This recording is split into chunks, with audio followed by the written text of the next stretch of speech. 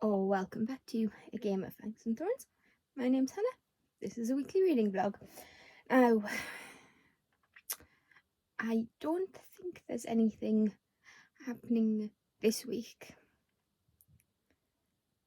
Well, nothing planned anyway. We have rehearsals tomorrow, but that's almost as regular as work. I'm freshly showered because it's chucking it down outside, and your girl rides a bike. Well, scooter, moped, whatever you want to call it. Your girl rides one, and she got a bit wet. So, that being said, I don't want to go outside anymore today, and two, I don't have to. So what we're going to do is chill.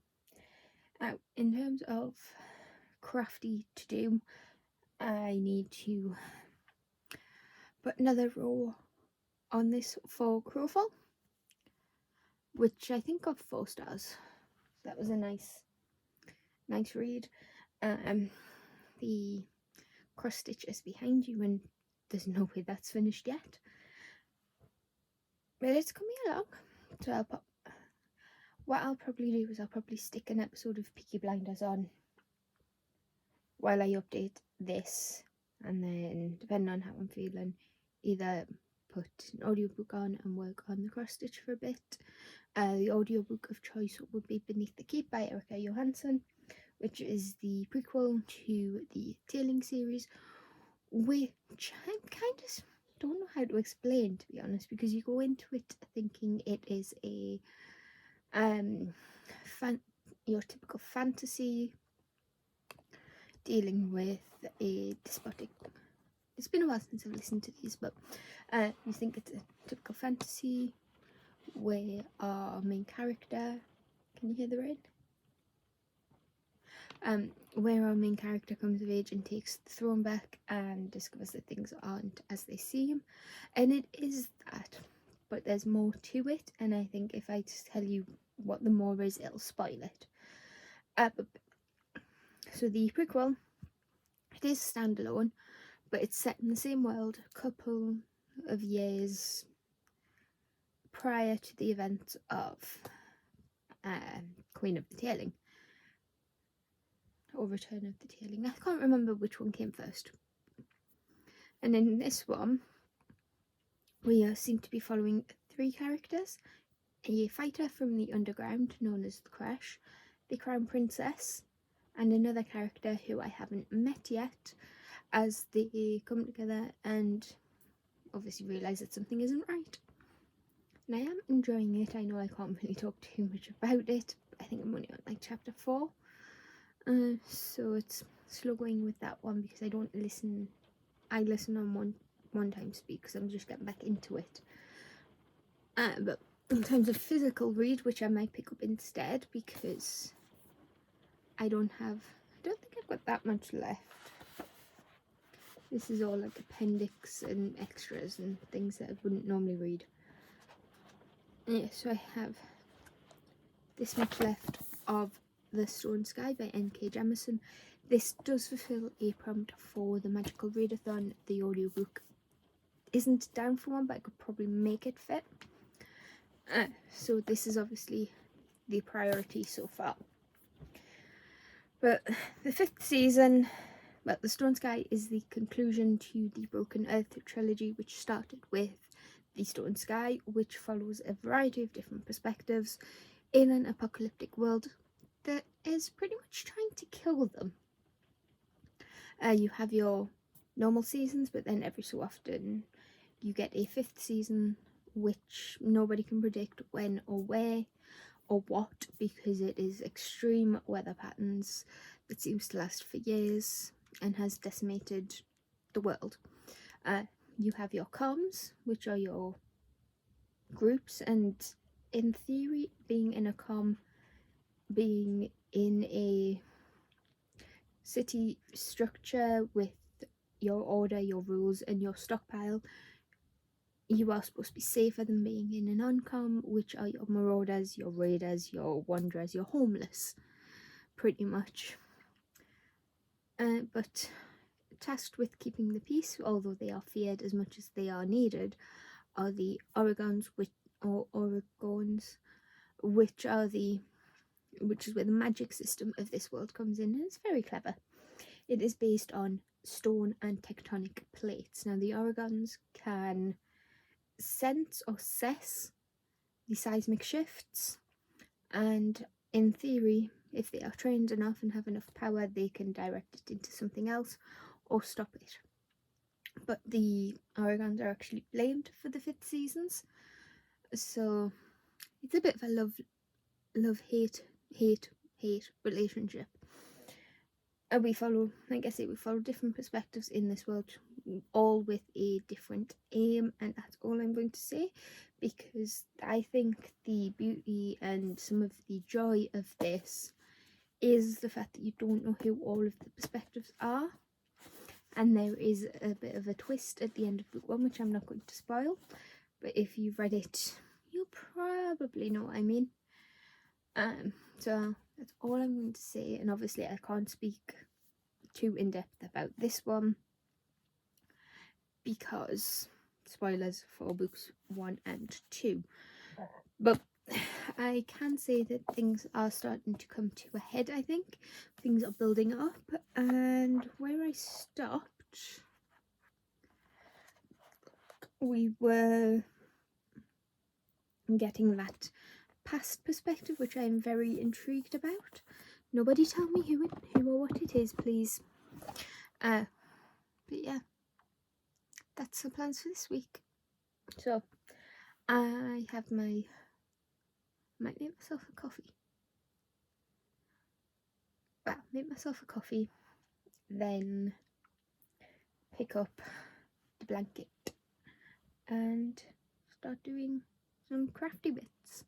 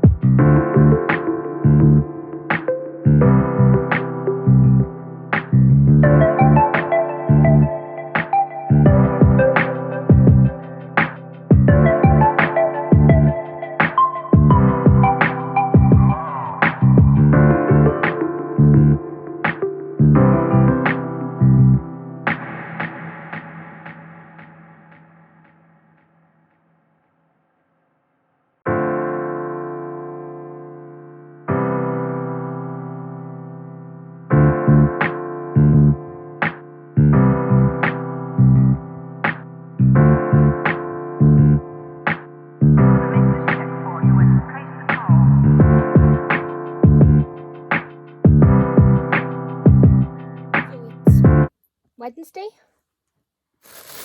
I have some parcels and a bit of an update, so I'm sorry about the rustling.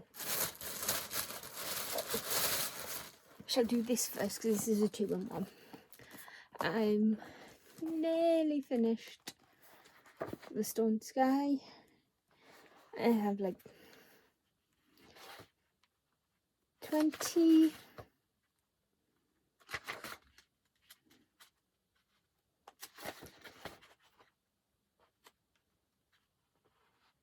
or so pages, because I never read the appendices or anything like that, so yeah. I'm page 377 and this finishes on page 398. I should have that finished tonight. And then what it is in is a little cover that I just bought from Etsy because it fit a paperback. It has, I think, a magnet closure and it just slides in, but it has a Sarah J. Maas quote on it. It says, "To the stars who listen and the dreams that are answered," and it feels sturdy enough and there's not too much overhang, and I can, well, you've just seen me there, I can still read the book while it's in its little cover. Good for travelling and for hiding smut. But this is all cross stitch. Here, I think this is the one where they are all printed. Yeah, this is the one where they are all printed, but I'm not going to get them all out, but I am going to show you the pictures. These are from Tapestry UK cross stitch, I think. But just in case you're wondering, we have a wolf.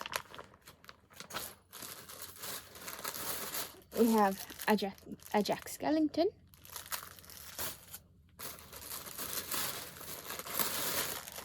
This one is a yin and yang wolf, but there isn't a picture, I don't think. Let's have a look.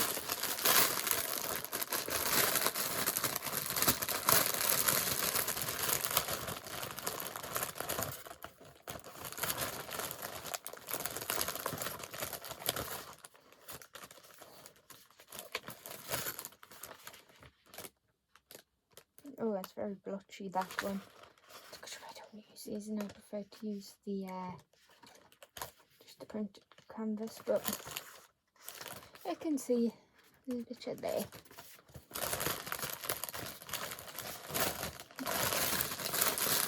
Just pop that down. We have a bigger one, Book Dragon Not Worm.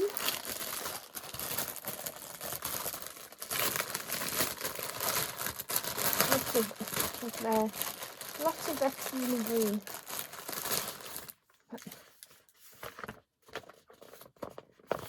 Go.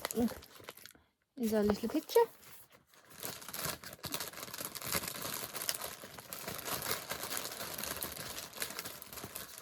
And then the last one is one that I think, sorry about the noise, but this one is one that I think we all agree with as readers, and that is, it's not hoarding if it's books. And I just love me some dragons. But, so, don't even think it's like 6 o'clock yet. Let's put my phone somewhere. There it is. Yeah, it's only 25 to 6, so I'll probably put a YouTube video on. I think Olivia's probably uploaded, because she normally uploads Olivia Reads a Latte.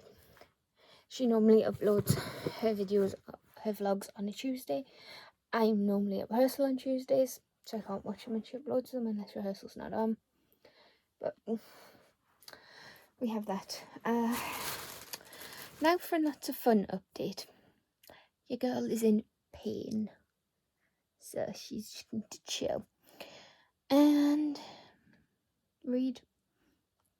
What I might do is I'll probably watch the, because I think Olivia has put her video on, so we'll just work on this one while we watch Olivia's video.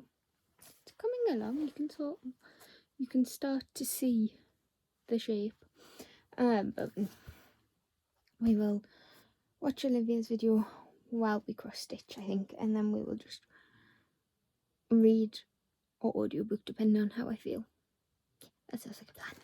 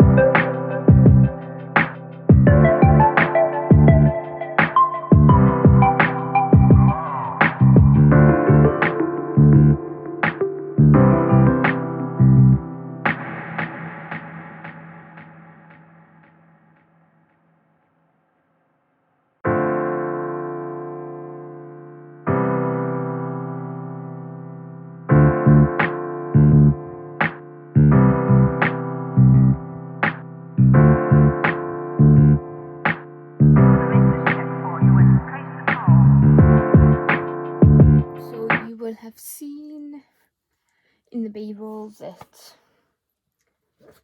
I've been working on this, and it looks so much better when I don't have the gaps in the middle. But I finished the sort of floss I was working with, so just decided to make a start on the reading for the night.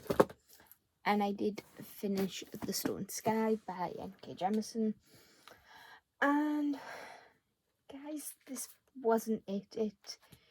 It came out at a 3-star on Copile, ended up being a 5.4, so it's a solid 3-star, but it just didn't feel like the end of a trilogy. It felt fillery, and yes, there were elements of it that I did enjoy.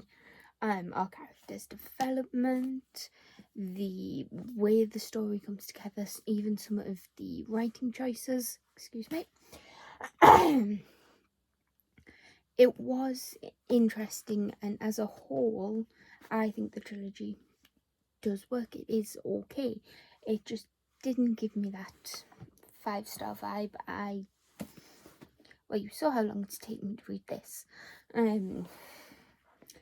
I just didn't enjoy it, and I'm glad I said I wasn't going to read the appendices, because I wouldn't have been able to get through it. It just wasn't it. So unfortunately that does give me a 3-star, but we are on book 8 of this sort of section for Read 9 by 1, and it is another book off my backlist TBR, and it is a series finished, so yay. And it does fill a prompt for Aurelium, so let's quickly go through. Okay, so Vampire Knit, we'll just go through whatever I've been reading. If you don't want to hear this, just skip ahead until I'm holding up my new book. So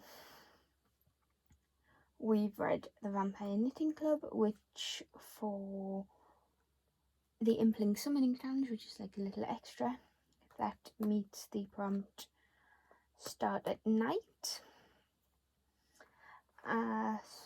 So here we go. Master of Elements. Read a book with the word Earth in the title. Technically, this is the series name is The Broken Earth. And Crowfall also fit for the Elemental Studies, which was Snake on the cover. Vampire Knitting Club, A Formation of Fangs, which was for shapeshifting. It also hit a few, Vampire Knitting Club also hit a few prompts for restoration. Start a book before bed and read a book in a different spot each time you pick it up. And then we have again for Vampire Knitting Club, for, I'm probably doing this wrong and cheating, but I don't care. It's only a bit of fun anyway. We challenge ourselves. But for Animal Studies, Vampire Knitting Club also hit debut book, which was Dragon Chicken Hatching, and Bicorn Wolf Care, read this book in 2 days. It could also hit the prompt for first in a series, but I have Fourth Wing in for that, but I might change that at the end of the month to see what we can do. But at least it's a series finished. I mean, it wasn't, I don't think it was a satisfying series, but, well, satisfying ending, and I'm still just as confused as I was when I started with the 5th season, which was very interesting, but this just didn't, like I say, I'm going to repeat myself, but this just didn't do it. And now I don't know what to read. It hasn't put me in a slump, but I'm just not sure what I want to pick up next. I am thinking maybe something a little bit shorter, like Dowry of Blood. But I will pop Stone Sky on the trolley with the rest of the books for Read 9, and I'll come back to you with what I'm reading next when I think of something. Because you never know, I might just want to pop an audiobook on and that might be an idea. I'll pop the audiobook on and do a bit of sewing. Well, cross stitch. Hi guys, it's Friday and I have never been so glad to say those words because your girl is in pain. In case you didn't know, or if you're new to this channel, I have dyspraxia, which is a learning condition or a developmental coordination disorder, and I also have joint height mobility syndrome. And the joint height mobility syndrome gives me the pain. It can affect any joint in my body, and at the moment it is affecting wrists, shoulders, primarily my left shoulder and my left hip, but I also deal with pain in my ankles and my knees at the moment, so I'm very much in a bit of pain. But it's Friday, so I can just chill. I did start a book yesterday, but my sister wasn't feeling too great. She's fine now. She was just really tired, and I didn't want to disturb her by updating the vlog because technically me and her share a room, but there is a door in the middle. But to get to my room, you have to go through her room, and I didn't want to sort of make more noise than necessary. But that being said, I'm reading Dowry of Blood by S.T. Gibson. I'm about halfway through. It isn't that long of a book, and it is really quick to read. It's reading really fast. It is. This is 292 pages, following the story of one of Dracula's wives. I shall read the back. This is my last love letter to you, though some would call it a confession. Saved from the brink of death by a mysterious stranger, Constanta is transformed from a medieval peasant into a bride fit for an undying king. But when Dracula draws a cunning aristocrat and a starving artist into his web of passion and deceit, Constanta realizes that her beloved is capable of terrible things. Finding comfort in the arms of her rival consort, she begins to unravel their husband's dark secrets. With the lives of everyone she loves on the line, Constanta will have to choose between her own freedom and her love for her husband. But bonds forged by blood can only be broken in death, and I am halfway through. I'm on page 135. And I'm not going to talk too much about it because this may be spoilers, but there was an author's note at the beginning that, here we go. So, triggers, I'm not normally triggered by much in books, if anything, but this book does contain depictions of emotional, verbal and physical intimate partner abuse, gaslighting, war, famine and plague, blood and gore, consensual sexual content, sadomasochism, self-harm, body horror, violence, murder, alcohol use, depression and mania. But there are also references to sexual assault, but it's not directed at any named character, drug use and drowning. So if any of those are things that you can't handle, maybe give this book a miss, because it is beautifully told. And it is a story of survival at its heart. So we do feel for Constanta. She literally owes her life to her husband, and what I like about this so far is that we know it's Dracula, but she is refusing to name him, reason being, Constanta isn't her real name. That's her new vampire name. She had another name before that, but when Dracula changed her, he erased that part of her identity and she became Constanta. And because he's done that to her, she's not acknowledging his name at all in this. And it is told as if it's a diary or letters. So Constanta herself is telling this story. She's writing this down. She knows that someone's going to find it in the end, so she's not holding back. But it is a very beautiful writing style, though. Constanta is very much still a human at heart. She's Christian, although her faith wavers. She's in Venice. She starts in, I'm not sure where it is, but because it's Dracula, I'm going to say Transylvania, Romania. Then she moves to Venice, then to Spain, then to Vienna, and I think where they are now, it's Vienna. And Constanta is dealing with the jealousy of Dracula bringing on another bride, while also dealing with the feelings she has for that bride. So that's an interesting turnabout. I don't think it's a 5-star, but it is a very interesting read, especially when you think about the fact that this does happen still. Not the vampire element, but the partner abuse. So it's very tastefully told, I think. I mean, I'm not on Voices for this. I've been lucky enough that even though all my relationships have failed, they haven't been abusive relationships. They've just been not forever relationships. But it is beautifully told, and I think it is very sensitively told, and it is delicate in how it shows the abuse. We see everything through Constanta's eyes so far, so be interesting to see how that turns out. But like I say, it is Friday. I'm going to read.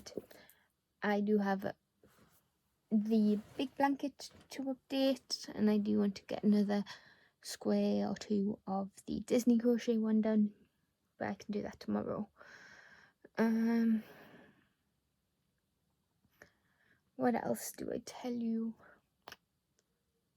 Not much. I am still listening to Beneath the Keep, and we have met our third character. I'm sure I gave you a synopsis of this one, but basically this is a prequel series to, well, a standalone prequel to the Tailing series by Erika Johansen.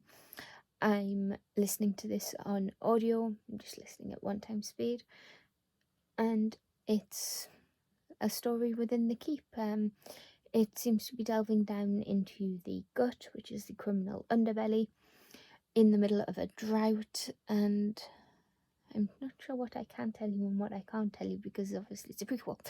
But I am recognising some of the character names who were mentioned in the main series. Barty, the Queens, Alyssa, and Lady Glynn. I'm sure Lady Glynn is in the trilogy. And then the Fetch, Gareth, or Garrett, I think it's Gareth. But I might reread the Tailing series after this. But it's a question for another time, that's so. What I'll probably do is maybe crochet, but I want to cross stitch for a bit and read. But I think there's some videos being posted on the booktube that I need to watch. Well, I don't need to watch, I just want to watch them. And with it being Friday, I don't have to go to bed at 10. I can go to bed whenever I want. So, if I end up doing anything exciting, I will tell you.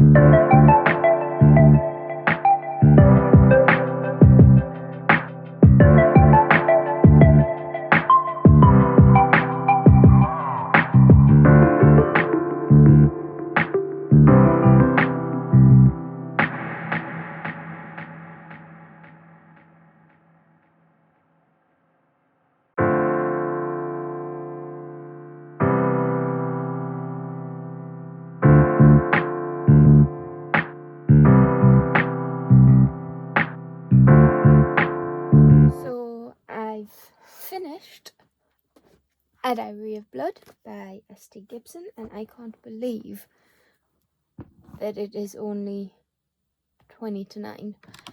But I think I've given you my thoughts on Dowry of Blood as I've been updating, but basically this came out as a very strong 4-star, and I really enjoyed it. I just didn't love it.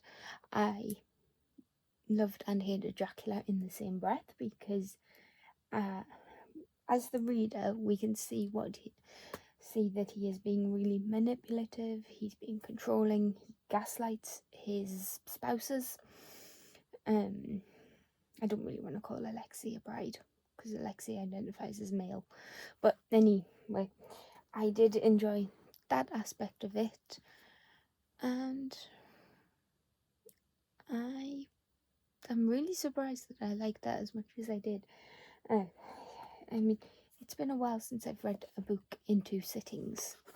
I mean, it is not to take away from the brilliance of this, but it is only 292 pages. And I could tell you a lot about why I like this. We are knotted again.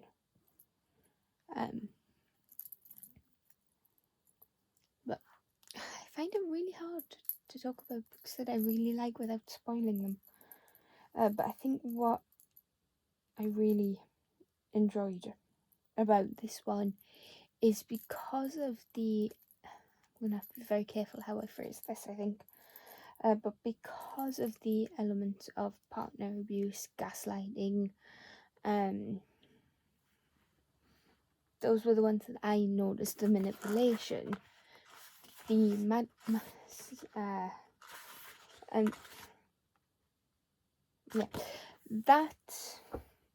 generally could happen in a real relationship, and I think the elements of that were done very sympathetically, very, I don't want to say beautifully, but very sensitively, very realistic. It takes Constanta the best part of half the book, maybe a bit more, to realise that she is being gaslit, she is being emotionally abused, at least not physical. And Dracula, she takes away a lot of his power by refusing to name him, but in the same time that makes it more realistic for people who are possibly in that situation, where they can put their abuser's face, name, and whatnot to that character. And also, by not naming him and not giving him that agency over her, she takes power back to herself and takes away his power, but also makes it a little bit scarier. This isn't a horror in any shape or form to me. It just has darker elements, and there is the aspect of vampirism, but the vampirism tends to be more of the hedonistic vampires. Orgies, bloodlust, murdering. But what I like about Constanta is that she does, while she is diminished, she doesn't stray too far from her values, and she's always been the Dark Knight vampire. She goes after the men who hurt women, she goes after the liars, the cheaters, the overt abusers, the pimps, probably. And while Dracula and the others try to steer her away from that, you can't deny that she has a strength in herself for doing that. Yes, her faith wavers, but I think it's that faith in something higher that keeps her from turning into a new Dracula. Alexei is just mental. I think he gets most of the overt physical abuse from Dracula, because he pushes the buttons. He's the youngest of the three. Constanta is the pretty doll. Magdalena, the second spouse, second wife, is the intellectual. And then Alexei is the boy toy, for want of a better word, but he has his own demons that he deals with. And overall, 4 stars. I loved how it was told as a letter or a diary. It made it more intimate, and you really sort of feel that Constanta is talking to you, especially as at the end, when the perspective shifts, you still get that sense of closure. And I would be happy if this was if this had a sequel. I don't know why. I think I just really like that writing style. But as I said, it's not yet 9 o'clock, so I think I'm going to pick another book. I don't think I'm going to read 4th Wing, because like I say, I want to leave that for when I go away, not next week, but the week after, the 28th, just because then it's less to carry, less to pack.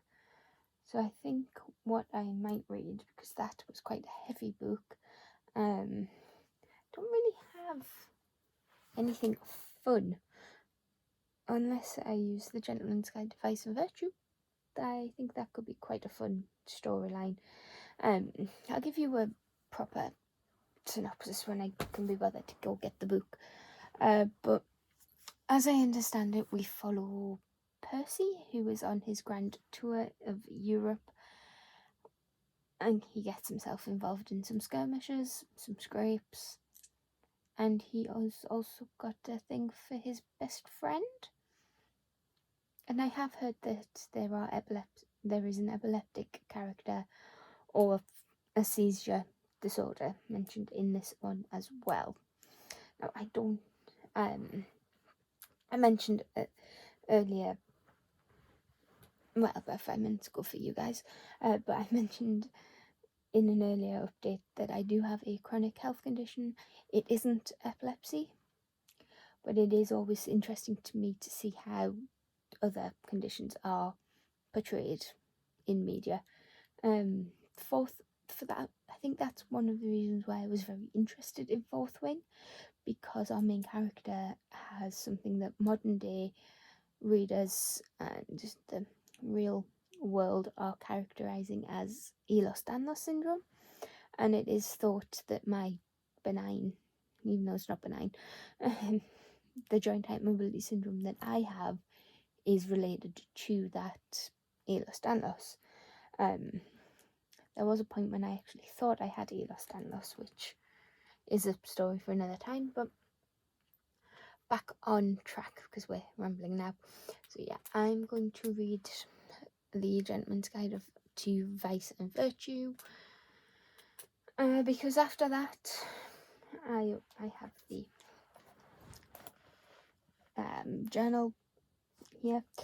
1, 2, 3, 4. I have, including the Gentleman's Guide to Vice and Virtue, I have 6 books to read, and that is my core subjects and the Impling and the dragons. I still need to watch a dragon film or a dragon TV show, but I don't really watch TV that much now, or at least anything I'm reading at the moment isn't dragony. Reading? Watching isn't very dragony, but we shall see how that goes. I still have a little bit of journaling to update, and I will come back to you when I start reading The Gentleman's Guide to Vice and Virtue. It's Saturday. I have been out and about and got dressed. I just put on my pyjamas because I want to be cozy. It's about 5:45 and I am just getting ready to read now. And I did buy some stuff for when I go to Disney Paris at the end of the month. Some health related stuff. My joint support's in a walking stick. I don't care. if the walking stick means I can get around and I'm in less pain, I will take it. And I also had some good news about getting a disability pass for Paris as well. Just gotta hope it gets here in time. But I think Olivia has popped a new... What are words? Come on, Hannah. Olivia from Olivia Latte has uploaded a new vlog, so I'll probably watch that. I did start reading Gentleman's Guide to Vice and Virtue last night. I'm 5 chapters in, and I remembered most of it. Witty, romantic and irresistible from the first line to the last, The Gentleman's Guide to Vice and Virtue is the unforgettable escapade of Lord Henry Montague, a charming young scoundrel who fully expects to carouse his way through his grand tour. However, Monty's plan for one last hedonistic hurrah with his best friend and secret crush Percy quickly turns into a harrowing manhunt across 18th century Europe. Truly a novel that's meant to be savoured and not to be missed.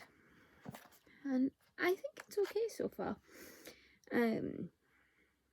It's going to be very funny, in a dry sort of humour, I think. And what I'm realising is that Monty is almost bisexual. By that I mean he has flirtations with men and women. And Percy is his best friend. And I know I said that one yesterday, I think one of them had epilepsy. I think it's Percy, just because I skipped. You know when you skip to the end to see how many pages this is, and by the way it's like 500. You see author's notes and whatnot. This isn't a spoiler, but one of the supposed cures for epilepsy at the time was vegetarianism, and it has been mentioned very briefly that Percy is vegetarian, so I'm thinking it's Percy who's epileptic. But I should find a dragon film or a dragon show, but nothing is really catching my eye. I don't really watch much TV now, or if I do, I have to be in the right mood. But I guess I don't know what I'm saying. Oh yes, book update. I've finished another chapter of A Little Piece of Magic, which is the novel I'm writing, and I think I'm getting to some good juicy action scenes, which is probably why I'm struggling to write the filler. Like the lead up, the build up, the emotional character growthy bits that I don't like to read, and I don't think I have the talent to do it justice, but it is what it is. So I'm going to stop rambling. I brought this, I'm cuddling into this because I need to update it.